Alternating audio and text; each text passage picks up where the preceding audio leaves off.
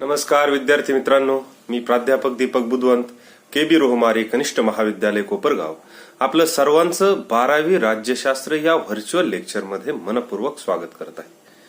विद्यार्थी मित्रांनो, आपण मागील व्हर्च्युअल लेक्चरला सुशासनाची जी मूल्य आहेत ती मूल्यांचा अभ्यास आपण केला.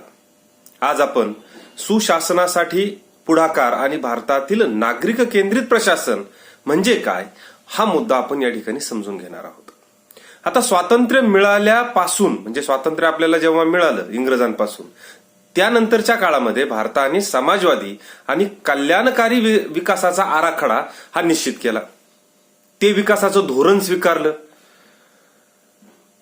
या विकासभूमिक प्रशासनामध्ये त्यांनी भर दिला ज्याच्यामध्ये लोकांचा सहभाग असला पाहिजे आणि नियमितपणे त्यासाठी प्रयत्न आणि कार्यक्रम घेऊन सुद्धा स्वातंत्र्य मिळाल्यापासून अनेक असे वेगवेगळे विकासाचे उपक्रम राबवले तरी त्याला खऱ्या अर्थानं लोकांचा सहभाग किंवा जनतेचा पाठिंबा हा मिळत नव्हता. अनेक प्रकारचे त्यासाठी प्रयत्न केले गेले तरी सुद्धा जनतेचा खराखुरा सहभाग त्यात नसल्या कारणानं हे प्रयत्न कुठंतरी कमी पडतायत अशी भावना ही त्या ठिकाणी निर्माण झाली. भारत सरकारच्या सार्वजनिक आणि कर्मिक जनशिकायत म्हणजे लोक तक्रार आणि पेन्शन मंत्रालयामार्फत प्रशासनाच्या सुधारणा आणि जनशिकायत म्हणजे लोक तक्रार हा विभाग भारतातील प्रशासकीय सुधारणांकडे लक्ष देताना आपल्याला दिसून येतो. त्याचे उद्दिष्ट नेमकी काय आहेत तर शासनाचे धोरण संरचना आणि प्रक्रियेमध्ये प्रशासकीय सुधारणा यांना चालना देणे, तक्रार निवारण करून नागरिक केंद्रित प्रशासनाला प्रोत्साहन देणे आणि ई प्रशासन म्हणजे ई गव्हर्नन्स हा नाविन्यपूर्ण सुधारणा घडवून आणणे अशा पद्धतीच्या सुधारणा ह्या त्यांनी सुचवलेल्या आहेत. दुसऱ्या प्रशासकीय सुधारणा आयोगाची नेमणूक ही भारतामध्ये लोक प्रशासनाच्या मध्ये ज्या सुधारणा आहेत त्या घडून आणण्यासाठी केली गेली. लोक प्रशासनाच्या व्यवस्थेमध्ये जे बदल आहेत परिपूर्ण असे जे बदल आहेत ते घडून आणण्यासाठी या दुसऱ्या प्रशासकीय सुधारणा आयोगाची व्यवस्था ही केली गेलेली होती. हा आयोग शासनाच्या सर्व स्तरांवर पुढाकार घेणारे, प्रतिसाद देणारे, उत्तरदायी, टिकाऊ आणि कार्यक्षम असे जे प्रशासन देशभरामध्ये असावं याकरिता त्याने उपाययोजना ह्या सुचवलेल्या आहेत. नागरिक केंद्रित प्रशासन हे आयोगाचं प्रमुख कार्यापैकी एक कार्य आहे. आता नागरिक केंद्रित प्रशासन कशाला म्हणायचं? भारताचे पहिले पंतप्रधान पंडित जवाहरलाल नेहरू यांनी नागरिक केंद्रित प्रशासनाबद्दल खूप छान असे उद्गार काढलेले आहेत. ते म्हणतात की नागरिक केंद्रित प्रशासन म्हणजे प्रशासन असं प्रशासन म्हणजे केवळ हस्तिदंत मनोऱ्यात बसून राहणे, विशिष्ट प्रक्रियांचे पालन करणे, नर्सिसिस प्रमाणे स्वतःचे मशगूल असणे. आता नर्सिसिस प्रमाणे म्हणजे स्वतः बाबत समाधानी असणे हा नसून काही मिळवण्यासाठी प्रयत्न करणे होय. प्रशासनाचा शेवटी कस लागणार आहे तो मानवी कल्याणासाठी. म्हणजे या सगळ्यातून एक दिसतं की प्रशासन असं असावं की ते लोककल्याण करणारं असावं. त्याला नागरिक केंद्रित प्रशासन असं म्हणायचं. आणि म्हणून या अशा पद्धतीचं नागरिक केंद्रित प्रशासन निर्माण व्हावं यासाठी दुसऱ्या प्रशासकीय आयोगाची नेमणूक ही केली गेली. या आयोगाने अशी महत्वपूर्ण भूमिका घेतली की जर प्रशासन नागरिक केंद्रित असायला हवं असेल तर ते सहभागाला प्रवृत्त करणारं आणि पारदर्शक असायला हवं. म्हणजे लोकांचा सहभाग त्याच्यामध्ये जास्त असायला हवा आणि पारदर्शक म्हणजे कुठलंही भ्रष्ट नसावं. लोकांना सगळ्या गोष्टी माहिती असायला पाहिजे. ते परिणामकारक, कार्यक्षम आणि नागरिकांना प्रतिसाद देणारं असावं. त्यापुढे जाऊन नागरिकांना सेवा देण्याचे गुणविशेष हा त्या सर्व शासकीय संस्थेमध्ये झिरपला जायला हवा. ज्या शासकीय संस्था आहेत त्या शासकीय संस्थांनी कसं असायला हवं? परिणामकारक पद्धतीने काम केलेलं असावं, कार्यक्षम असावे आणि नागरिकांना प्रतिसाद म्हणजे नागरिकांची जी काही म्हणणी आहे, गाऱ्हाणी आहे ती पटकन त्यांनी मान्य करणार असायला हवं. हे सगळ्या संस्थांमध्ये ह्या गोष्टी असायला हव्या. ह्या ज्या शासकीय संस्था आहेत ह्या जनतेप्रती उत्तरदायी असायला हव्यात. म्हणजे त्यांनी जनतेला त्याचे जे काही त्यांच्या चुका असतील त्यांनी ते जनतेसमोर मांडायला पाहिजे. त्यांनी त्याची जबाबदारी स्वीकारायला पाहिजे. राज्य संस्थेचं जे प्राथमिक काम आहे ते म्हणजे लोककल्याण साधणं. कुठल्याही शासनाचं पहिलं काम आहे लोकांचं कल्याण. लोकांना महत्व हे त्या ठिकाणी असतं. लोककल्याण साधणं हे असायला हवं. आणि म्हणून जर प्रशासकीय संस्थांचं जर मूल्यमापन करण्याची वेळ आली, ह्या ज्या संस्था आहेत ह्या लोकांप्रती जबाबदार आहेत, परंतु त्यांचं जर ऑडिट करण्याचं किंवा त्यांचं ते काम कसं करतात हे जर परीक्षण करण्याची वेळ आली, तर सगळ्यात शेवटी नागरिक किती त्याच्यामध्ये समाधानी आहेत हे महत्वपूर्ण असायला हवं. आणि नागरिकांचं काय म्हणणं आहे, त्यांचा आवाज काय आहे, त्यांची नेमकी ह्या सगळ्या गोष्टींमध्ये त्यांचं मत काय आहे हे जाणून घेणं हे महत्वपूर्ण असतं. बघा, आपण एखादी खाजगी संस्थेचं जेव्हा मूल्यमापन करतो त्यावेळेस ते नेमकी काम कसं करतंय, जर चांगलं काम असेल तरच आपण तिथं जातो. एखादा किराणा दुकानदार आहे, तो जर आपल्याला व्यवस्थित सर्व्हिस देत नसेल, आपल्या बाबत व्यवस्थित वागत नसेल, बोलत नसेल, तर आपण त्या दुकानात परत जात नाही. तसंच शासकीय संस्थांचं आहे, त्यांनी सुद्धा ती जबाबदारी स्वीकारला पाहिजे, लोकांचं लवकर कामं केली पाहिजे आणि त्यांच्या प्रती त्यांचं जी वागणूक आहे ती चांगली असायला पाहिजे. या दुसऱ्या प्रशासकीय आयोगामध्ये या सगळ्या गोष्टींवर भर दिला गेला.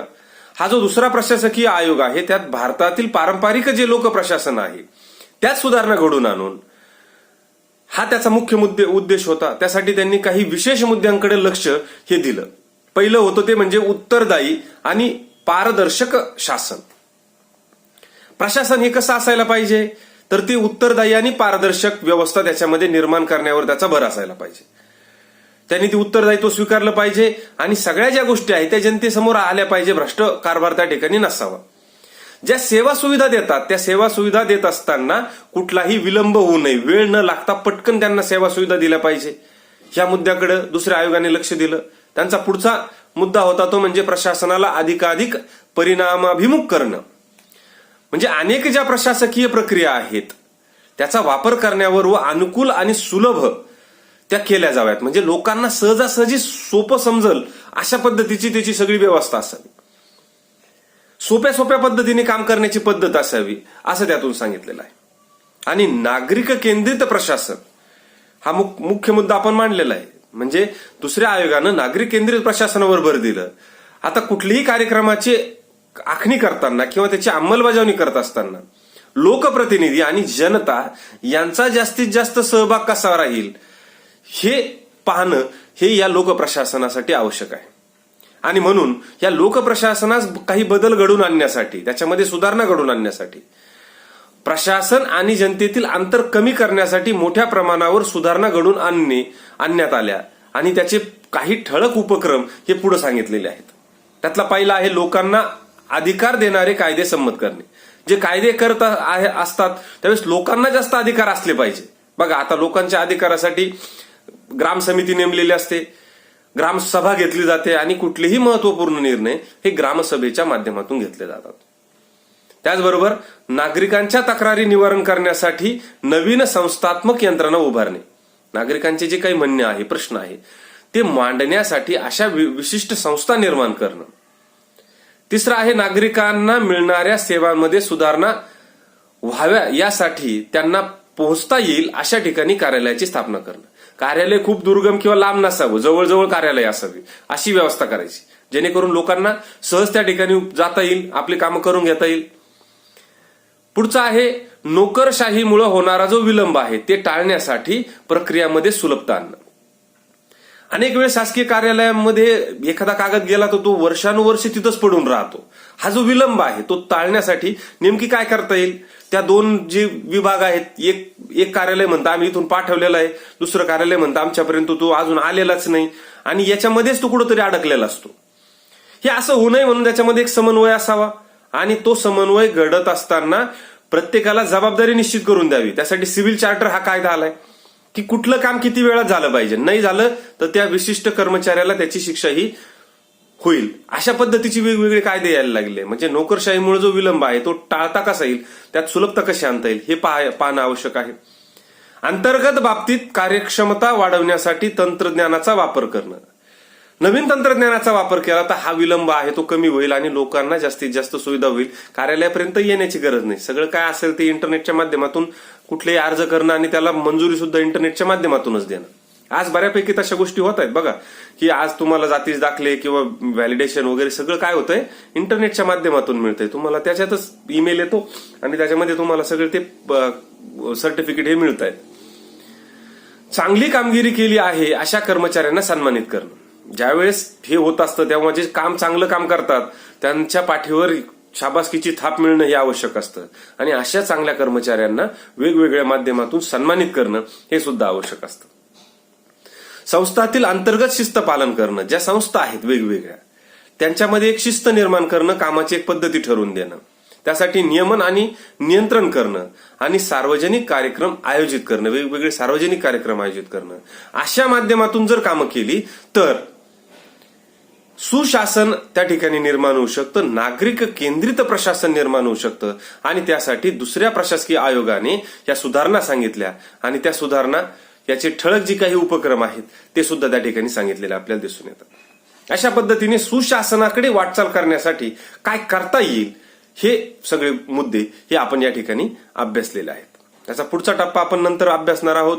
तोपर्यंत विद्यार्थी मित्रांनो, आपण घरी राहा, सुरक्षित राहा आणि अभ्यास करत राहा.